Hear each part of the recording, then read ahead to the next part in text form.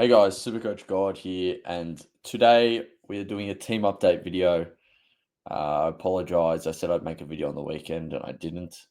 But yes, we need to get onto that soon and make sure we're uploading more because I really enjoy it and want to share my lack of knowledge with everyone.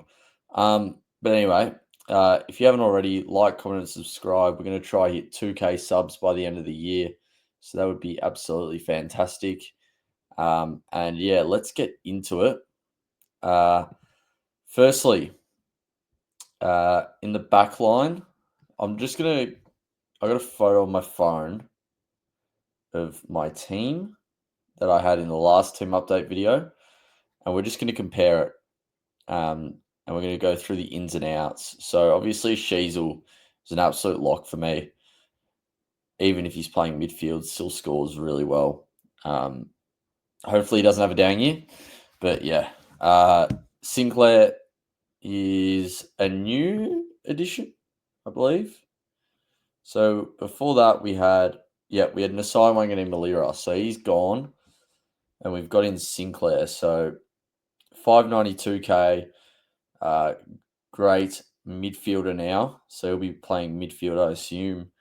With Travalia getting drafted, he'll probably go down back. And Nasai Wanganeen Malira is going to improve, I assume. And he'll be back there as well. So I think Sinclair's pretty self-explanatory. We got two defenders here that are both probably going to be playing midfield. And then we got Callum Mills, who will also probably be playing midfield, is the news out of Sydney. So he was already in my team. I think he's an absolute lock. You just got to lock him in. He's averaged 110 in the past. And if there's a player that's 350k, who's like, 27, 28, and he's 350k, just get him in. Kadeen Coleman. So Kadeen Coleman might not play round one.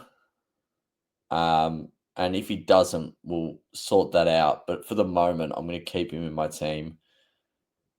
I'll show you after this. I think I've got a different type of format that I'm looking at as well. But yeah, Kadeen Coleman is just a gun. So Travalia, he's also still been in my team. He should play most games this year. Don't think he's much of a sub risk being a backman, but who knows? So we'll see what he's producing in the preseason. Bo Allen, so he is apparently training really well according to West Coast. So he's apparently a gun. So, and West Coast, they need some players like Bo Allen. So hopefully he can do well.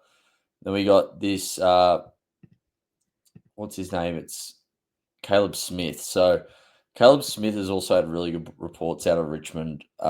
There's two Richmond defenders that look all right. It's him and I believe it is. It is Trainer.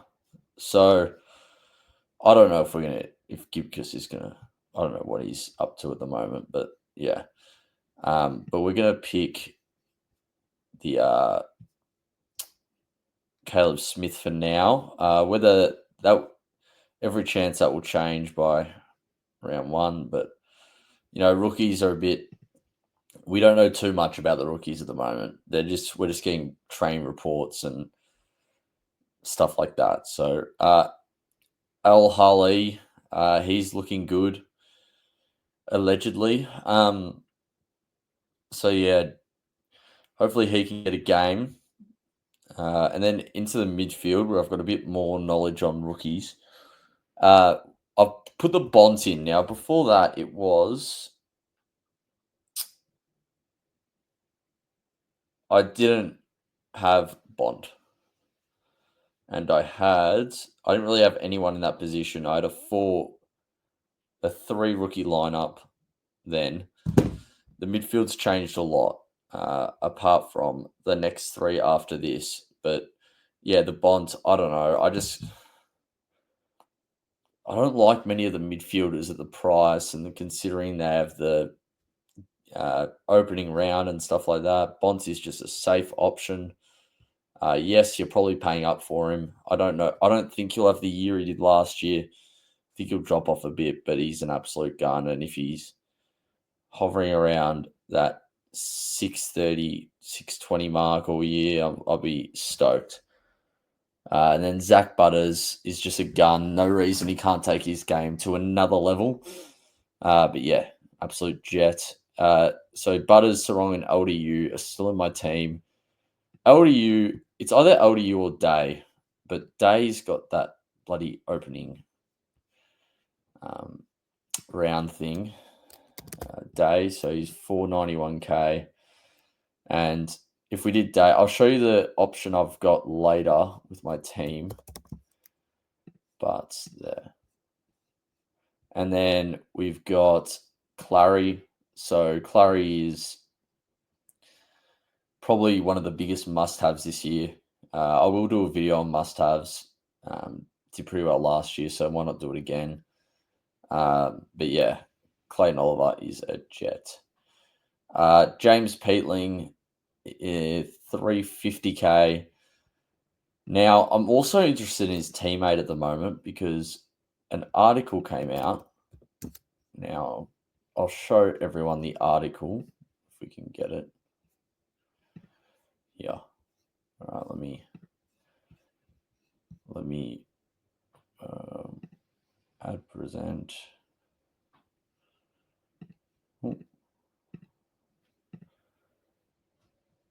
How do I do this? God's sake. Bloody. All right, let's share screen. AFL. Yeah, so Crows recruit impressing new mid unbelievable. So Isaac Cumming has made a strong impression on the Crows.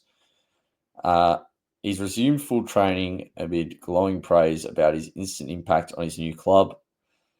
He injured his hamstring before Christmas, so not too concerning. Quite a long time ago. And then what else does it say here?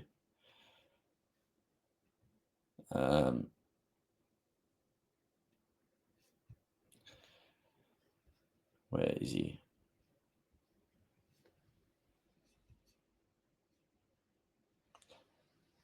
His work in and under and his spread, how fast he is, electric around the stoppage. He's unbelievable. He has has been super impressive as well. Look, they just keep raving on about him. But yeah, I mean, whether you take that as gospel, it's only Mitchin saying that. So, but I am interested. He's just not in my team at the moment. I will try and figure out a way to get him in my team if I must. But yeah. And then we've got Jagger Smith. Jagger Smith is another one that is just probably the most owned rookie, I would assume, or one of the most owned rookies, along with Travalia. Yeah, so I don't know. I feel like he's just a lock on field for now. Ed Allen, massive raps about him. He's about the same price as Jagger, so expensive mid rookies this year, a lot of them, and I've picked a lot of them. So then we got Elijah Sardis, who is apparently training the house down and impressing a lot in match sim type drills. Levi Ashcroft, I don't know. I feel like it's just a self-given that you pick Levi Ashcroft, but who knows? There's every chance I don't. I keep thinking as Ashcroft as Harley Reid because last year I ended up trading out Harley Reid, and Ashcroft is like the pick one pretty much. It's like kind of Dacos a few years ago. He was the pick one, but he wasn't the pick one. If you know what I mean. But yeah, or because of that father-son rule stuff. But yeah, Levi Ashcroft is an absolute jet. And he's apparently better than his brother at the same age. So I can't not have him in the team. And then Nevitt, I haven't heard much about him. I've kind of just seen him in a lot of teams. I need to do more research on Nevitt, but that will happen. And then Jerry and DeConning. Jerry, I feel like he's just going to give you the same score every week. He's just so consistent. He's going to give you 120 every single week. DeConning, on the other hand, if he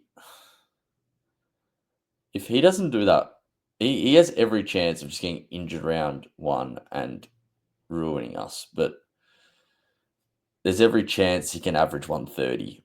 He is an absolute jet, and he went on that streak. I remember last year; it was ridiculous. Yeah, he went 131, 140, 146, 176, and then 128. But he was getting a week off here, and then 95. So he was clearly hurt during this period, I feel like. And then he couldn't do it anymore. So yeah. These scores mainly were with Pittonet. So, but anyway, I think I'm definitely going to probably pick him.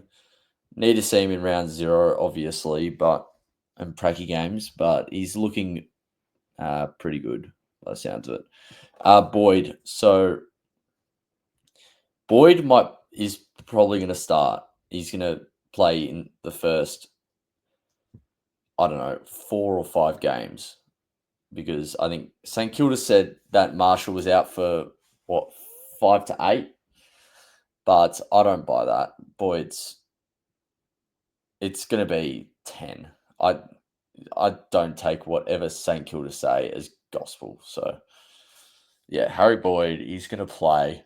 So we're going to have trouble finding a loophole early, but I'm fine with that. I mean, if there's a ruckman on my bench that's making me money, who cares? Then we got Jack McRae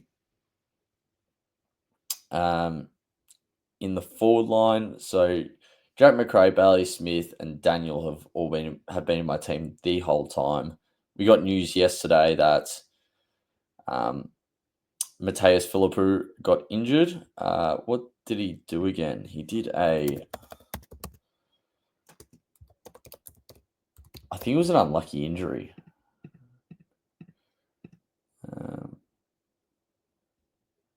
Why is there no news on it?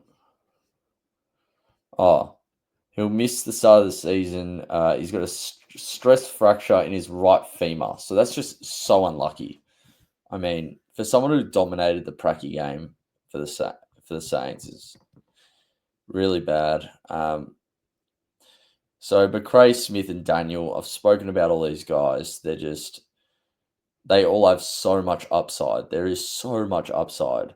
And I can't see much downside, to be honest. Maybe Smith coming off an ACL. I don't know. He's had a full preseason, though.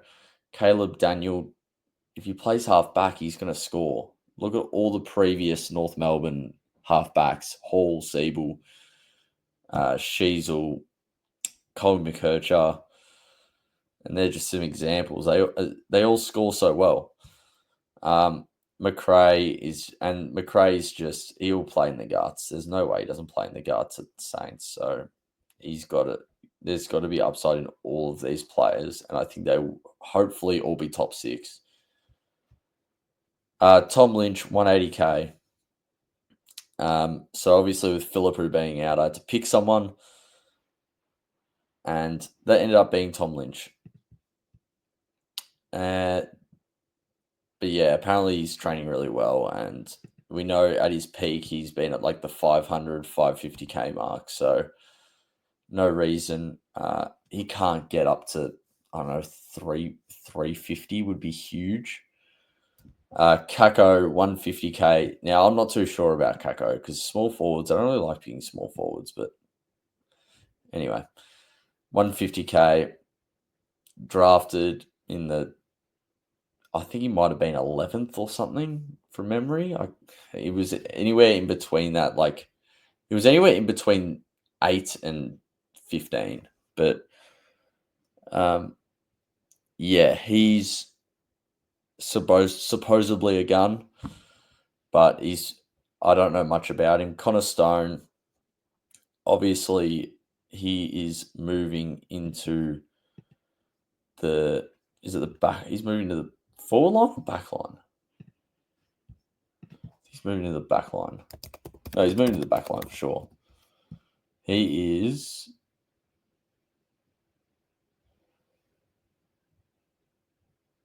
Yeah, into the back line. So at 120k, a forward rookie that's playing the back line, I feel like that's just a no-brainer. Elijah Hewitt, now he's been injured a lot in his past, but he will hopefully be be a good bench player for us. Maybe a sub risk, I'm not so sure. Neil Erasmus should be fine. Been in the league for a while, so should be all good. And then Matt Flynn, I found a way to get him in. Who did I have there before? In as the flex. I can't remember who I had him before. I didn't take a photo of the flex because it's so damn off the page. But yeah, Matt Flynn, good addition. Needed to happen. But yeah. So now I'll go over another option. So what? We're gonna get Older U out. And we're gonna put Will Day in there. Then we're gonna go Kako out and Coleman out. Yeah. And instead of Coleman, we're going to get Zach Reed or Bice. Doesn't really matter. Zach Reed. And then the forward line, we get Shea Bolton. Now, I don't know if what Shea Bolton's going to do at Freo. And that's why I'm probably not going to pick him until I see a sample size of what he's going to do. But he is a gun, and there's no reason he can't do well. But yeah, so we'll put that back though, because I don't know. I don't really like having 3 rookies in the back line. So we're going to get Dean Coleman. Oh, it's back line. LDU. Oh, Luke. Oh my God. They have 3 Lukes at North. That's so weird.